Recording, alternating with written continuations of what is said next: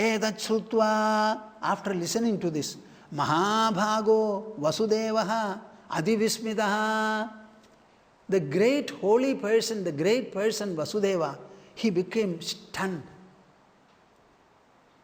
He was overtaken by wonder. Adivismitaha. Devaki ja.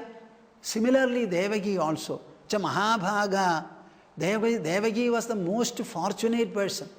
You know, it was Devaki who bore altogether 8 pregnancies. 7 children almost were killed mercilessly by her own brother. She had to give him one after the other. And finally Krishna was born in the prison. And soon afterwards, he was also to be abandoned. Just imagine the plight of such a Devaki. But she was the most fortunate person. Only because she was most fortunate, God chose her to be the mother of such children. Ultimately, Krishna brought all of them and showed her also. Devaki cha Mahabhaga Jagaduhu Mohamatmanaha. They completely left out their delusion. We have understood. We have come to our normal sense, a deeper understanding. We thought that we were the prestigious father and mother of Krishna, that parental feeling will not vanish from our mind. We always thought that he was a son, he was a son, he was a son. But these are all external, instrumental level. That's all. But in reality, it is not so. Our son is not a son. He is really unborn, undying, ever brilliant, always present, glorious, splendorous. Somehow, for taking a human form, I happen to lend my womb. That's all. Nothing more. Etat Shrutva Mahabhago Vasudevo Adivismitaha Devaki cha Mahabhaga Jagadur Mohamatmanaha. Now, what is the impact of this hearing, this listening? Devaki and Vasudeva were completely relieved of their delusion, their false identification, attachment. The fact was Krishna was born to them. While Krishna is absolutely all right and spreading and distributing radiance, liberational radiance everywhere, they were not able to get it. Now from Narada, after listening to the great story, Bhagavata Dharmas, etc., they felt enlightened. Itihasamimam punyam dharayedyas samahitaha savidhuyeha shamalam brahmabhuyaya kalpade.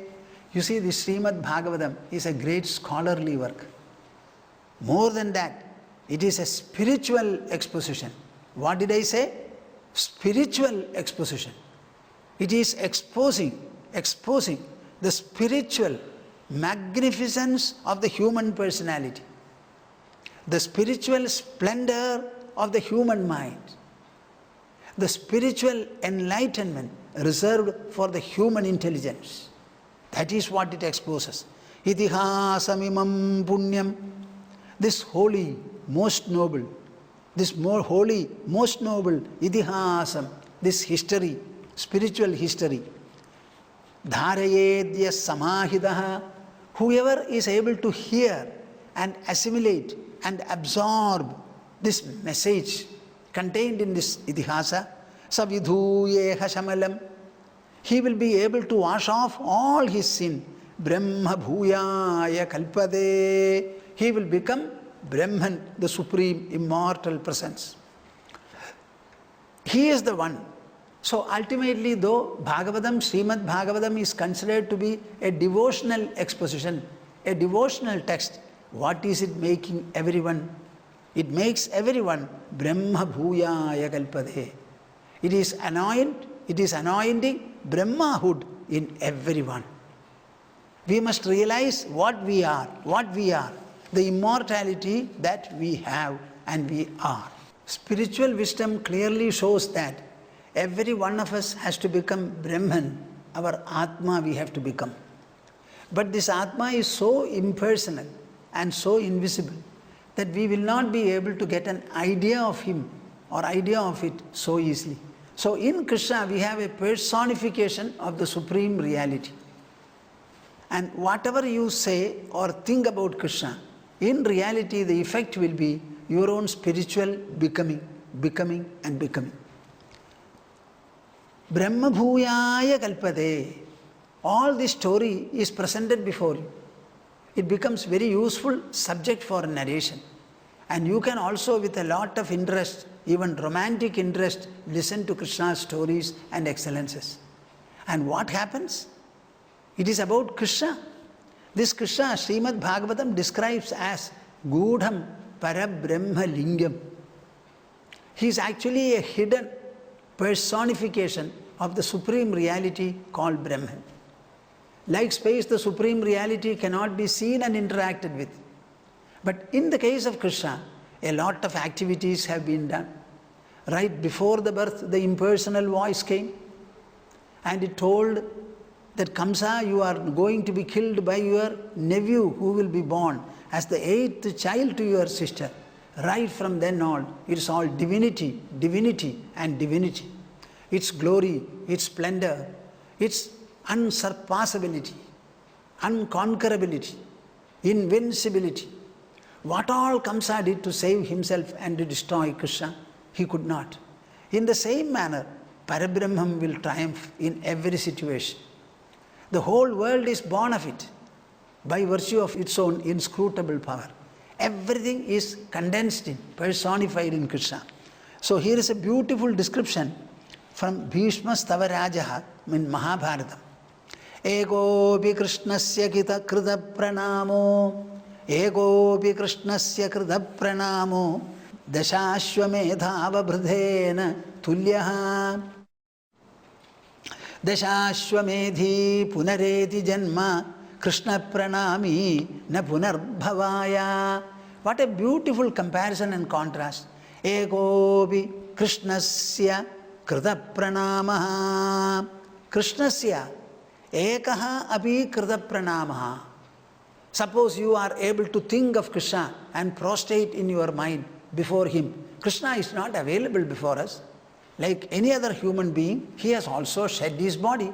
But unlike all the other human beings, he has left a great legacy and glory for us, always to think about rebellion. So there are so many people who are devotees and lovers of Krishna, even today, though more than 5,000 years have passed after his advent. Ekobi Krishnasya krita pranamaha. A prostration done even by the mind, in your own mind, for Krishna, even once, one time. Dasha Ashwamedha vabhridhena tulyaha. Ashwamedha yaga is the most pronounced and the highest yaga prescribed by the Vedas. Only kings and emperors can do it. He says, not one. Dashashwamedha vabhridhena. What does it mean? Perform 10 Ashwamedha yagas. And at the end of the yaga, you have an avabhrita snana. That means the yaga has been performed and everything is over. And that marks the finale of the entire yaga ceremonial performance. So you have performed 10 such Ashwamedha yagas and you also had that concluding bath. Even that will not be equal to one pranama registered before Krishna, he says. Dashashwamedhi punareti janma. Why? Why? A lot of trouble, a lot of expenditure, a lot of austerity, discipline. What all? We were feeling so elated when we performed this. If you say that, okay, we agree. But after the body falls, even the Dashashwamedha performer will have another birth. Krishna pranami. On the other hand, he who prostrates before Krishna, na punarbhavaya. He will not have any more birth at all. See the difference between the two. That is why we say, Ekopi Krishnasya krita pranamo, Dashashwamedha vabhridhena tulyaha. The pranama for Krishna far excels the performance of 10 Ashwamedha yagas. Understand, that any ceremonial performer will have a next birth. But a person who is devoted to Krishna, who imbibes whatever Krishna has said, who understands Krishna's personality, adores it, gradually he will become Krishna and he will not have any more birth. He is redeemed. This is how Srimad Bhagavatam has to be understood. The description about Srimad Bhagavatam is that Srimad Bhagavatakyoyam pratyaksha Krishna eva hi. The Srimad Bhagavata is actually the pratyaksha Krishna. Don't go in for an idol. Don't go in for a picture. Don't go in for anything. Have the Srimad Bhagavatam. Open it. Read it. At least 2 or 3 chapters every day. Every day you will find you incorporate Krishna, you assimilate Krishna, you get transformed into Krishna, and your Manushyatva will dissolve and Krishnatva will emerge. Now we go to the 6th chapter of Ekadasha Skanda, the Mukti Skanda. Atha brahmatmajair devaihi prajeshair avrtobhyagat bhavascha bhuta bhavyesho yayau bhutaganair vrataha indro marudbhir bhagavan aditya vasavoshvinau rubhavo angiraso rudra vishve sadhyascha devataha gandharvapsaraso naga siddhacharana guhyagaha rishayah pitarashchaiva savidyadhara kinnaraha Dwarakam upasanjagmuhu sarve Krishna didikshavaha vapusha yena bhagavan naraloka manoramaha yasho videne lokeshu sarvaloka malapaham. These are the 4 verses of the 6th chapter. We are going into a very important event. What is that event? Atha brahmatmajair devaihi prajeshaih avrtobhyagat bhavascha bhuta bhavyesho yayau bhutaganair vrataha. We generally have the trinity called Brahma, Vishnu and Maheshwara. Krishna is actually Mahavishnu incarnate. There are 2 other divinities, Brahma and Maheshwara. In reality, all the 3 are conceptual. Brahma is in charge of creation, which is a continuous process. Shiva is in charge of destruction, dissolution, a continuous process. And Mahavishnu is in charge of preservation. Now, out of the 3, you tell me yourself with your simple or great intelligence, with whom are we most concerned? We are most concerned and continuously concerned with Mahavishnu. Because we have been created and the dissolution, our death has not come. Life is in between birth and death. Birth we don't know over, death we cannot know. So we only know our continuous life, life continuing as it is. So our constant transaction and interaction are with Mahavishnu. Atha brahmatmajaihi devaihi prajeshaih avrto abhyagad bhavascha bhuta bhavyesho yayau bhutaganair vrataha. Now, from the higher world, Brahma with his own sons, Devas, Prajapatis, heads of Manvantaras, taking all of them, prajeshaih avrto bhyagad bhavascha bhuta bhavyesho.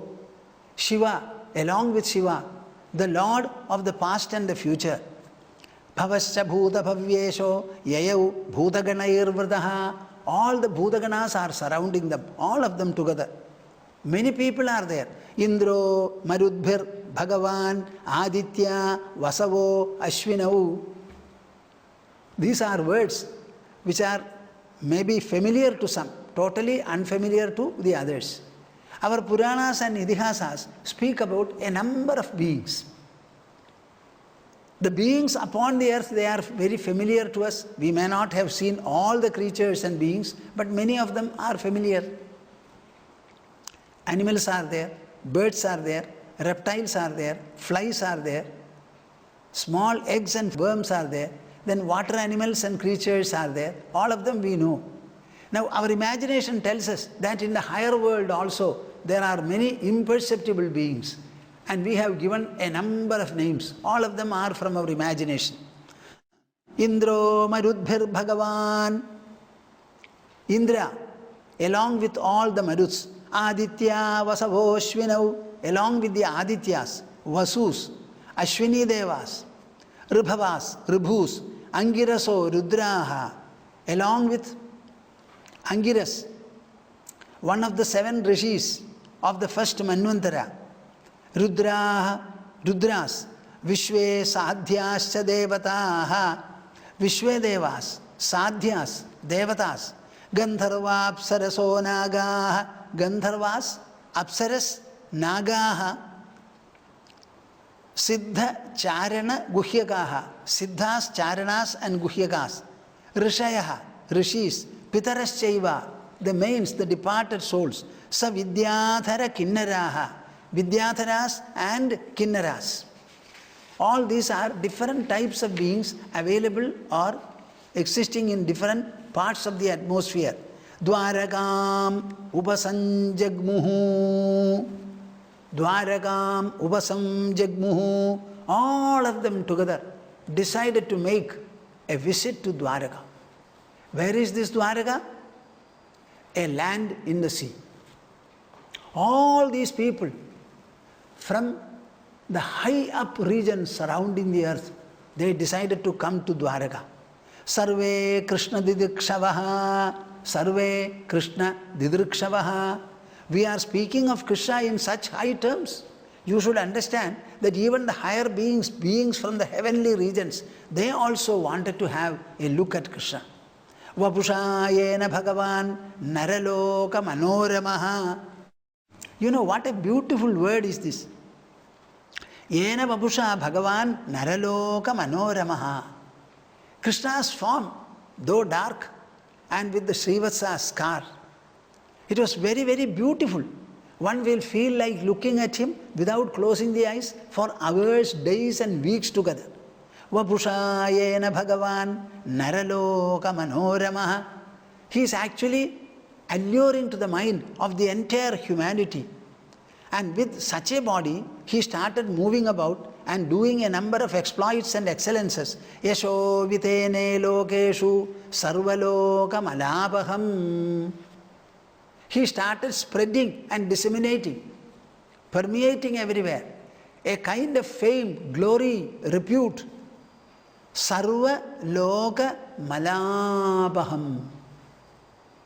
Sarva loka malabaham, which is capable of washing and removing all the impurities of all the world.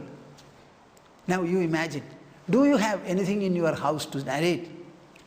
See, yours is the present generation. Before that, a number of generations would have taken place.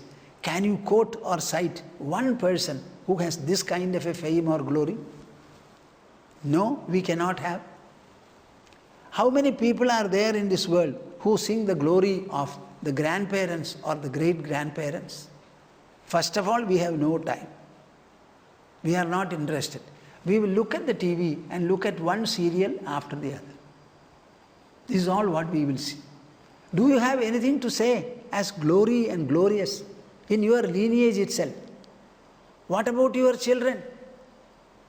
First time you will say, my son is in UK, my daughter is in the United States, and the hearers will be very happy. Every time you meet, if you start speaking about your son and daughter, they will stop coming to your house. But if you start reading the glory of Krishna, people more and more in number will start collecting and coming to you. Open the book of Bhagavatam, gain the efficiency of reading, start relishing it, and ask people, I am going to read, would you like to join? One after the other they will start coming. Because this is such a beautiful nectar. Naraloka manoramaha yasho vitene lokeshu sarvaloka malabaham. All of them proceeded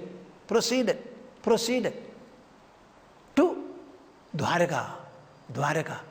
We generally think of a Vaikuntha and I want to go there. And the people in the higher up regions, they came to the earth to see Krishna.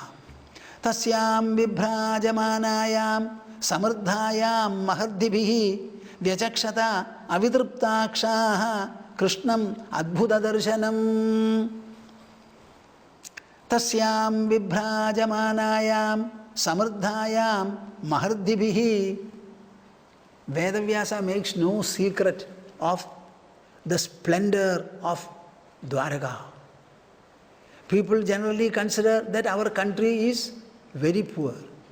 One of the underdeveloped countries, poor countries. You may say so. So far as devotees are concerned, we don't want even the whole country. We are capable of thinking about only Dwaraka. That itself is sufficient for us. Prosperity is in the mind of the people, in the intelligence of the people, in the heart of the people. External prosperity is robbable. India has made a lot of money. A lot of money was available. The major part of it has gone abroad and it is somewhere in the foreign banks. But our glory and prosperity that we are able to actualize in our mind, nobody can steal, nobody can rob, nobody can take. The owner can himself distribute it, nobody else can extract it. Tasyam vibhrajamanayam samardhayam mahardibhihi. Samardhayam mahardibhihi. The entire Dwaraka was shining, scintillating with the magnificence and prosperity, both of which were overflowing. There was no dearth of anything there. Vyachakshada avidruptakshaha. Krishnam Adbhuta Darshanam. Adbhuta Darshanam Krishnam avidruptakshaha vyachakshada. Why did they go there? They wanted to have a glimpse of Krishna. Their eyes were not satiated by seeing him. Krishnam Adbhuta Darshanam. Such a wonderful person. Nobody knows what is in him. He was radiating, exuding such a splendor, such an allurement, such an enchantment. Wonderful. All of them started coming. Tasyam vibhrajamanayam samardhayam mahardibhihi vyachakshada avidruptakshaha Krishnam Adbhuta Darshanam.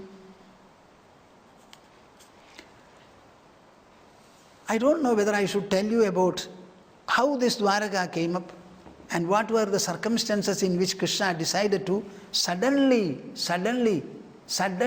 raise a Dwaraka and take all the people of Madura, his Vamsha, and place them there. Would you like to hear? I am wondering, how can I get an answer? So I have to generate an answer myself. You know, Krishna first entered Mathurapuri at the invitation of his uncle. There is a Dhanuryaga being performed. You, my dear nephew, should come and witness it. For children, it is particularly interesting. This is the type of invitation he issued, and he sent Akrura to bring both of them, Balarama and Krishna. So for all normal purposes, it was a hearty invitation from Kamsa, his uncle. But do you know what was the intention? The intention was to liquidate them. That was the intention. But Krishna never resented. Okay, my dear uncle, if you choose to invite me, I choose all the more to oblige your invitation. There is nothing for which I have said no in my life. Anybody who wants me, I am available. Anybody who hits me, I am available. Everywhere I will accept whatever comes, and I will triumph in my own manner. This part of it perhaps you don't know. You did everything to destroy me. I gave you a large rope.